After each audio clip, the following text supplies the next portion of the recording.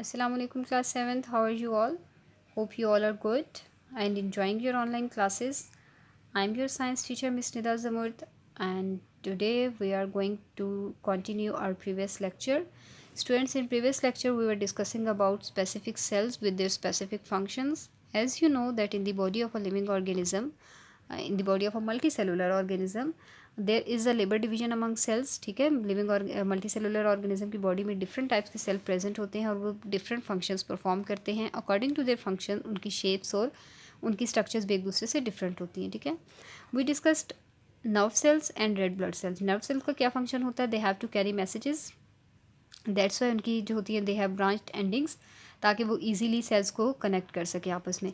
Then red blood cells को discuss किया था हमने. रेड ब्लड सेल्स का फंक्शन क्या होता है? Transport oxygen throughout the body, और उसके according they have their shape according to their function. Now we will discuss some more cells. Some cells are designed to move from one place to another. For example, sperm cells. In the body of a multicellular organism and in the life of an organism, you know, reproduction is a basic characteristic. ठीक है, reproduction भी बहुत ज़रूरी होती है. reproduction क्या है? To increase the number of an individual. अब रिप्रोडक्शन कैसे होती है? स्पर्म सेल्स का मेन फंक्शन होता है, मेन इनकी पार्टिसिपेशन होती है रिप्रोडक्शन में. They have to swim, they have to reach to the egg cell and then to fertilise egg cell. ये एग सेल्स को क्या करते हैं? फर्टिलाइज करते हैं. After the fertilisation of egg cell a zygote is formed and from that zygote a new individual is developed. ठीक है, sperm cells move करते हैं but egg cells are non motile. Non motile means they can not move. Egg अपनी जगह पर ही होता है, sperm cell swim करता हुआ एग तक जाता है, देन फर्टिलाइजेशन होती है, जाइगोट बनता है, उससे न्यू इंडिविजुअल बनता है. सो स्पर्म सेल को अपना फंक्शन ईजिली परफॉर्म करने के लिए they have a tail. they has a long tail which they have a long tail which enables them to swim towards an egg to fertilize it. ठीक है, इनका structure ऐसा होता है ताकि ये अपना फंक्शन एफिशिएंटली परफॉर्म कर सकें.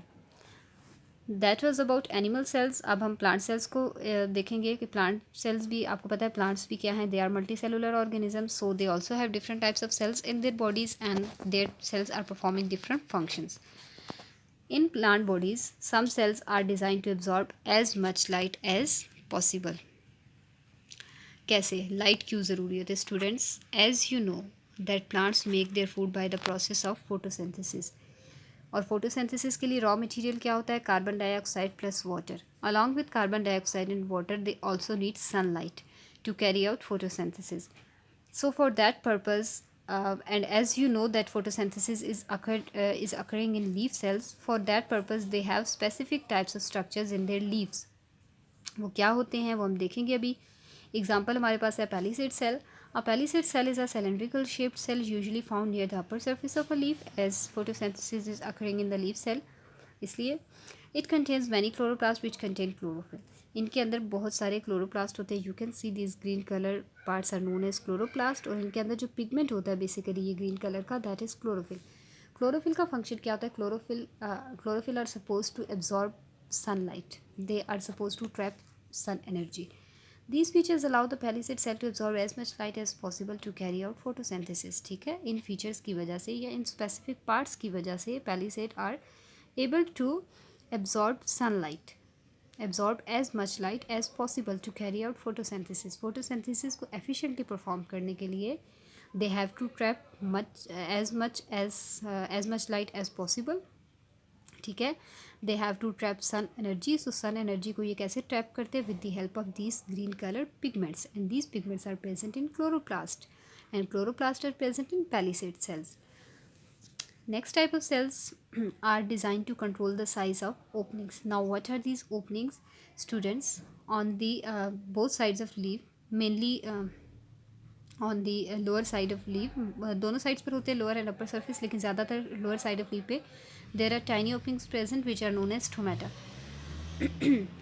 Now what do stomata do? Stomata are basically tiny openings which allow exchange of gases between the plant and the environment. ठीक है, गैसेज जो होती है वो लीव्स के अंदर एंटर होती हैं और लीव्स से ही बाहर निकलती हैं थ्रू दीज ओपनिंग्स.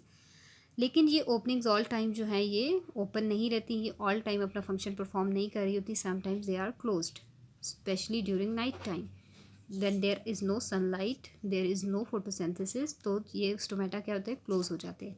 अब स्टोमेटा की ओपनिंग और क्लोजिंग को कौन कंट्रोल करता है? There are cells present in pairs along with these stomata. These are known as guard cells. Plant guard cells occur in pairs and are usually found on the underside of a leaf. Each pair of guard cell is shaped so that there is a tiny opening called a stoma, plural is stomata, between them. To close the stoma, the guard cells change their shape. यहाँ पर आप देख सकते हैं clearly there is stoma open between guard cells and there is stoma closed.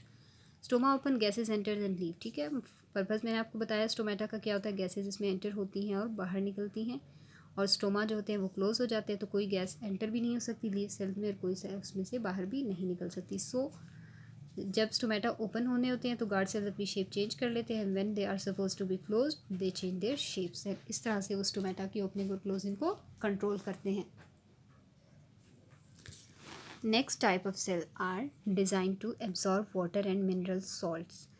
As you know that roots are very important for plants. They hold the plant firmly in the soil. ठीक है, सबसे पहले तो plant को अपनी जगह पर मजबूती से जकड़ के रखती हैं, और जो सेकंड फंक्शन होता है उनका, they absorb water and dissolve mineral salts from the soil.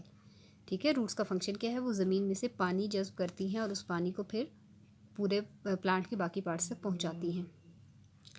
Root hair cell of a plant has a long and narrow protrusion from which increases its surface area and allows it to absorb water and mineral salts quickly. अब root जो plants की roots होती हैं students, उसमें से फिर further structures निकलती हैं, ब्रांचेस निकलती हैं which are known as root hair. जितने ज़्यादा रूट हेयर होंगे उतने दूर तक वो ज़मीन में स्प्रेड करेंगे और उतना ज़्यादा वो वाटर और सॉल्ट्स को एब्जॉर्ब करेंगे. सो इनका फंक्शन क्या है रूट हेयर का, to increase the surface area. ठीक है, ज़्यादा से ज़्यादा सरफेस एरिया इंक्रीज़ होगा तो ज़्यादा पानी, ज़्यादा सॉल्ट्स क्विकली एब्जॉर्ब होंगे और प्लांट की जो रिक्वायरमेंट है वो पूरी होगी.